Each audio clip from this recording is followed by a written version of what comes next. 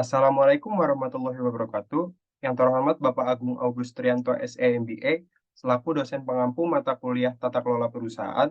Perkenalkan, nama saya Reza Putra Pambudi dengan NIM 150121309 dari kelas AB 4510. Pada kesempatan kali ini, saya ingin menjelaskan tentang apa itu Good Corporate Governance.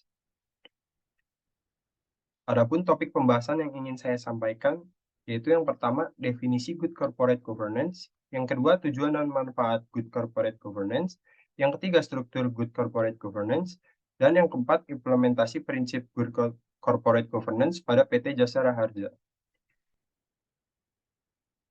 Latar belakang. Pertama kalinya istilah Corporate Governance diperkenalkan oleh Komite Cadbury pada tahun 1992 dalam laporannya yang dikenal sebagai Cadbury Report.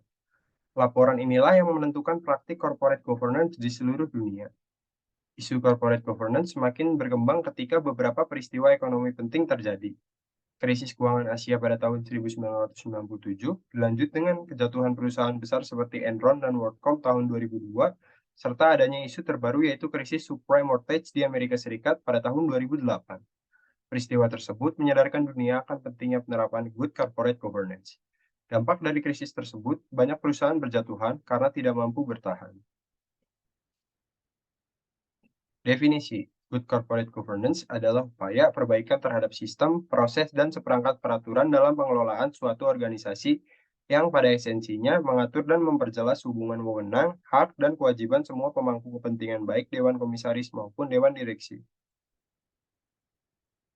Tujuan Tujuan penerapan Good Corporate Governance yaitu yang pertama mengoptimalkan nilai perusahaan agar memiliki daya saing yang kuat, baik secara nasional maupun internasional, sehingga mampu mempertahankan keberadaannya dan hidup berkelanjutan untuk mencapai maksud dan tujuan. Yang kedua, mendorong pengelolaan perusahaan secara profesional, efisien, dan efektif. Yang ketiga, memberdayakan fungsi dan meningkatkan kemandirian organ perusahaan. Yang keempat, mendorong agar organ perusahaan dalam membuat keputusan dan menjalankan tindakan dilandasi nilai moral yang tinggi dan kepatuhan terhadap peraturan perundang-undangan. Dan yang kelima, meningkatkan kontribusi perusahaan di lingkungan sekitar perusahaan dan dalam perekonomian nasional. Organ korporasi. Organ utama perusahaan yang terdiri dari rapat umum pemegang saham, dewan komisaris, dan dewan direksi mempunyai peran penting dalam pelaksanaan GCG secara efektif. Organ perusahaan harus menjalankan fungsinya sesuai dengan ketentuan yang berlaku atas dasar prinsip bahwa masing-masing organ mempunyai transparansi, akuntabilitas, pertanggungjawaban, independensi, dan kewajaran dalam melaksanakan tugas, fungsi, dan tanggung jawabnya untuk kepentingan perusahaan. Ini adalah bagian struktur Good Corporate Governance. Bagian atas ada organ utama perusahaan seperti rapat umum pemegang saham, dewan komisaris, dan direksi. Dan di bagian bawah ada organ pendukung perusahaan seperti sekretariat komisaris, komite audit, sekretaris perusahaan, dan satuan pengawas internal. Rapat umum pemegang saham. Rapat umum pemegang saham adalah organ korporasi yang memiliki wewenang yang tidak diserahkan kepada direksi atau dewan komisaris. RUPS merupakan wadah para pemegang saham untuk pengambilan keputusan. Fungsi utama RUPS adalah yang pertama, menerima atau menolak laporan pertanggungjawaban direksi dan dewan komisaris. Yang kedua, mengangkat dan memberhentikan anggota direksi dan dewan komisaris. Yang ketiga, menetapkan remunerasi anggota direksi dan dewan komisaris. Dan yang keempat, menunjuk akuntan independen. Fungsi dan peran dewan. Direksi dan dewan komisaris adalah dewan yang setara namun memiliki fungsi berbeda dan masing-masing bertanggung jawab pada RUPS. Check and balance dapat tercipta bila mana direksi dan dewan komisaris masing-masing menjalankan perannya secara optimal. Organisasi yang berada di bawah direksi dan dewan komisaris menjalankan tugas dan tanggung jawabnya masing-masing sesuai dengan fungsi organnya. Dewan Komisaris. Dewan Komisaris adalah organ korporasi yang peranannya adalah melakukan fungsi pengawasan serta memberi nasihat kepada direksi atas aktivitas pengelolaan. Fungsi pengawasan korporasi terdiri dari yang pertama, mereview dan menyetujui visi, misi, dan strategi korporasi yang dirumuskan oleh direksi serta pencapaiannya. Dua, mengawasi kebijakan dan implementasi pengendalian internal. Tiga, mengawasi dan memantau profil risiko perseroan. Empat, mengawasi kebijakan dan implementasi dari tata kelola perusahaan. Dan yang kelima, memastikan independensi fungsi audit internal maupun eksternal. Fungsi nasihat yang pertama diberikan tanpa harus diminta terlebih dahulu, dan yang kedua, nasihat yang diberikan tidak mengikat dan tidak harus dijalankan oleh direksi, tetapi Dewan Komisaris wajib untuk meminta alasan atas tidak dilaksanakannya nasihat. Direksi. Direksi adalah organ perseroan yang berwenang dan bertanggung jawab penuh atas pengelolaan perseroan yang dijalankan sesuai dengan maksud dan tujuan perseroan.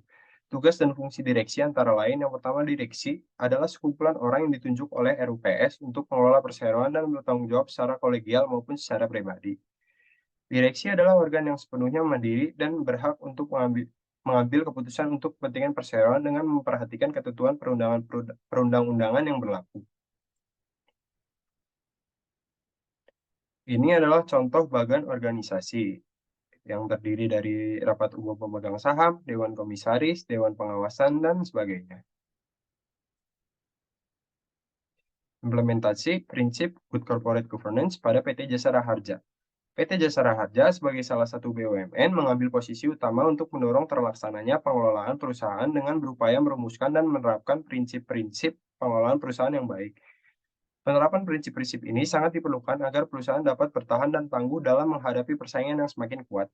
Kementerian BUMN pada tahun 2010 sampai dengan tahun 2012 telah menerbitkan serangkaian kebijakan dalam bentuk peraturan atau keputusan Menteri Negara BUMN, di antaranya Peraturan Menteri Negara BUMN Nomor KEP 1 MBU tahun 2011 tentang penerapan praktek Good Corporate Governance pada BUMN, yang secara signifikan berpengaruh terhadap kebijakan Good Corporate Governance pada PT Jasa Raharja serta keputusan Sekretaris Menteri BUMN Nomor SK 16 S.MBU tahun 2012 tanggal 6 Juni 2012 tentang indikator atau parameter penilaian dan evaluasi atas penerapan tata kelola perusahaan yang baik pada BUMN. Sosialisasi dan penerapan GCG. Program sosialisasi GCG dilakukan pada pihak internal dan eksternal. Bagi pihak internal, sosialisasi diarahkan untuk menumbuhkan adanya pemahaman mengenai GCG serta kesadaran dan kebutuhan untuk menerapkan GCG secara konsisten. Bagi pihak eksternal, sosialisasi diarahkan untuk memberikan pemahaman tentang cara kerja perusahaan sesuai dengan prinsip GCG, sehingga terjadi proses bisnis yang sehat serta terbebaskan aktivitas perusahaan dari kegiatan-kegiatan yang dapat merugikan perusahaan. Berkaitan dengan hal tersebut, telah dilakukan berbagai kegiatan sosialisasi atas penerapan GCG melalui yang pertama, kegiatan Training of Trainers GCG sebagai langkah awal sosialisasi pedoman GCG yang diikuti oleh semua kepala cabang dan kepala perwakilan seluruh Indonesia.